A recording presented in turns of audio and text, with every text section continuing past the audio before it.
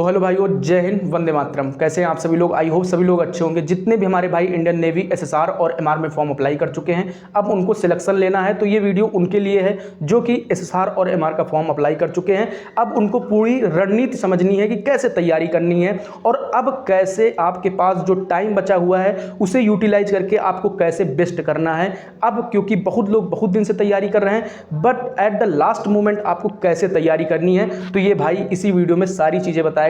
लेकिन उससे पहले आप अगर चैनल पर नए हैं तो टेलीग्राम चैनल हमारा कमेंट में पड़ा हुआ है, उसे ज्वाइन कर लीजिए और चैनल को जरूर सब्सक्राइब कर लीजिए, क्योंकि ये आपका भाई आपके साथ लगा हुआ है, आपका युवा साथी आपके साथ लगा हुआ है। तो मेरा सपोर्ट करिए, तब मतलब मज़ा आती है। ठीक, तो जैसा कि आप सभी जानते हो, एसएसआर और एमआर में काफ़ी सारे भाई एसएसआर वाले होंगे, काफ़ी सारे भाई एमआर वाले होंगे। तो जितने भी भाई एसएसआर वाले हैं, एमआर वाले हैं, वो सभी लोग कमेंट में बता दें कि मैं एसएसआर का फॉर्म अप्लाई किया हूँ, मैं एमआर का फॉर्म अप्लाई किया हूँ।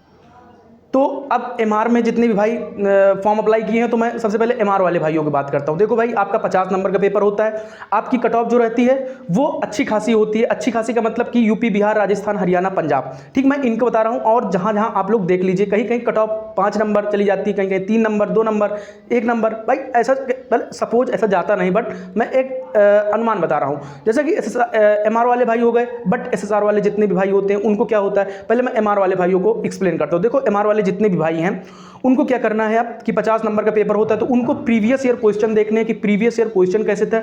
अब सिलेबस के चक्कर में ना पड़ो, सिलेबस तो आप कवर कर ही रहे हो, बट अब आपको सिलेबस के चक्कर में ज़्यादा नहीं पढ़ना है भाई। अब आपको स्मार्ट अप्रोच दिखानी है, स्मार्ट वर्क करना है। स्मार्ट वर्क करेंगे तभी जाके आप सिलेक्शन ले पाएंगे एट द लास्ट मोमेंट।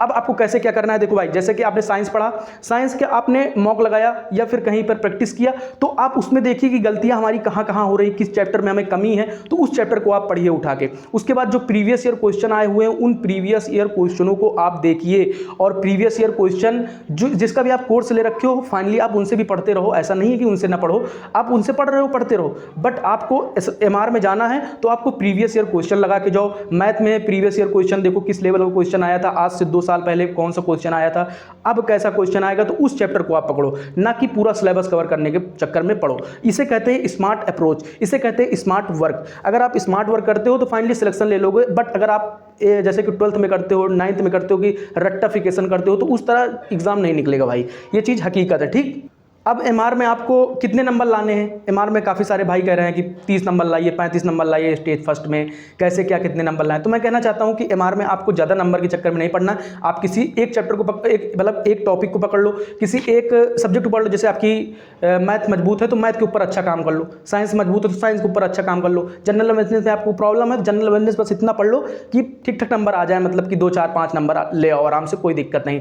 तो अब आपको उन टॉपिकों को पढ़ के रखना है। देखो, मॉक लगाते हो, प्रैक्टिस सेट लगाते हो, तो आपको मालूम चलता है कि किसमें हमारी क्या कमी है, किसमें हमें मतलब मजबूती चाहिए। और पीछे के जो प्रीवियस ईयर क्वेश्चन लगाते हो उसमें आपको मालूम चलता है कि प्रीवियस ईयर क्वेश्चन से किस टॉपिक से क्या क्या क्वेश्चन आए थे, अब की बार क्या आ सकते हैं। ठीक, किसी का भी कोर्स ले रखे हो, पढ़ते रहो। उसके साथ साथ अब बात करते हैं कि अब आपको स्टेज फर्स्ट में कितने नंबर लाने हैं। तो स्टेज फर्स्ट में यूपी, बिहार, राजस्थान, हरियाणा, पंजाब, आपको 20 से 25 नंबर लाने हैं स्टेज फर्स्ट में। फाइनली आपका हो जाएगा। पहले आप स्टेज फर्स्ट क्लियर कर लीजिए, स्टेज सेकंड का बाद में बताते हैं। उसके साथ साथ आप रनिंग करते रहिए और अपना मॉक प्रैक्टिस लगाते रहिए। अब बात करते हैं एसएसआर वाले भाई जितने भी हैं। एसएसआर वाले जितने भी भाई हैं उनको क्या करना है, देखो, एसएसआर वाले जितने भी भाई हैं उनको करना ये है कि उनको भी प्रीवियस ईयर क्वेश्चन लगाते रहना है, बट उनको बुक से और जो प्रैक्टिस सेट हैं ज़्यादा से ज़्यादा करते रहना, क्योंकि भैया एसएसआर का जो पेपर होता है अच्छा खासा पेपर आता है। कोई कहता है बहुत ईजी आता है, तो बहुत ईजी नहीं आता है, अच्छा खासा पेपर आता है। तो एसएसआर वाले जितने भी भाई हैं उनको मेहनत करने की आवश्यकता है। उनको मेहनत कैसे करनी है, देखो भाई, आप किसी को कोर्स ले रखे हो, उसको आप डेफिनेटली पढ़ते रहो, पढ़ते रहो, पढ़ते रहो,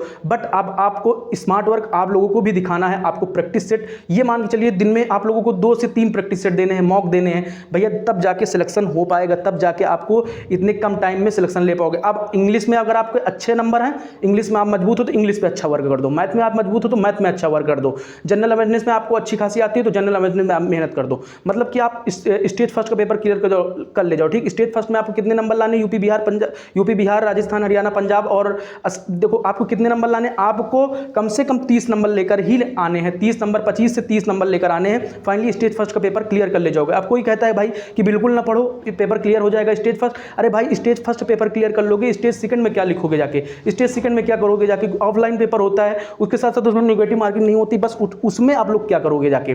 भाई साहब गर्मी बहुत ज़्यादा है इसीलिए दिक्कत होती है और वीडियो बनाना बहुत मुश्किल है क्योंकि गर्मी बहुत ज़्यादा है, ठीक, उसके लिए थोड़ा सॉरी भाई।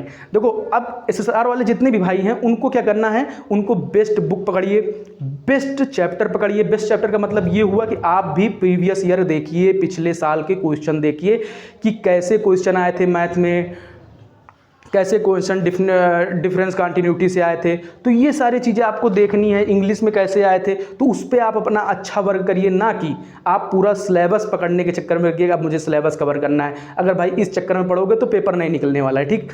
तो ये चीज़ जान लो, आपको स्मार्ट वर्क करना है। स्मार्ट वर्क के साथ साथ आपको हार्ड वर्क करना है। हार्ड वर्क मतलब आपको कंटिन्यूटी बना के रखना है, कंटिन्यूटी से चलते रहिए और फाइनली आपका पेपर निकलेगा, स्टेज फर्स्ट निकलेगा, स्टेज सेकंड निकलेगा, फिजिकल मेडिकल सब कुछ निकलेगा, आप सिलेक्शन ले लोगे भाई की बात याद रखना।